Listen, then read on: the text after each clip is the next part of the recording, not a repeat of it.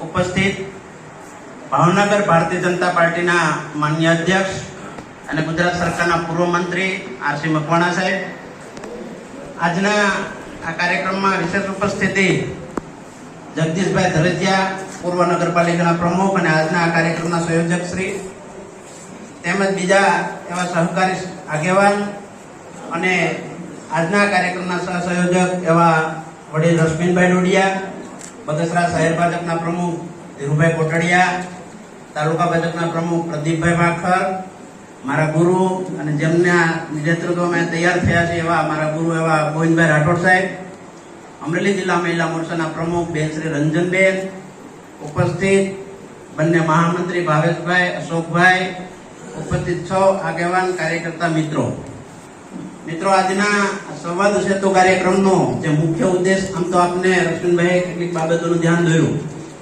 હું આ સંવાદના માધ્યમથી તમને કહેવા માંગુ છું કે આગામી જે 7મી તારીખે જે ચૂંટણીના પડઘમ વાગ્યા છે અને એ ચૂંટણી એ કોઈ સામાન્ય નથી. એ રાષ્ટ્રના હિતમાં અને દેશના હિતમાં એ ચૂંટણી થઈ રહી છે. ભરતભાઈ સુતરિયા એ નિમિત્ત બને છે. એ તો આપણું એક કમળ ખીલીને દિલ્હીમાં જવાનું છે.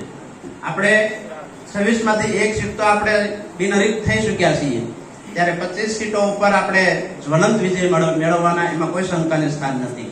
મિત્રો, આપ સૌને આ રાષ્ટ્રને પરમ વૈભવ લઈ જવા માટે આપ સૌ એમાં સહભાગી બનજો. આ રાષ્ટ્રની ઓળખ ઉભી કરવા માટેના, આ નરેન્દ્રભાઈના હાથ મજબૂત કરવા માટેની આગામી આ ચૂંટણી થઈ રહી છે.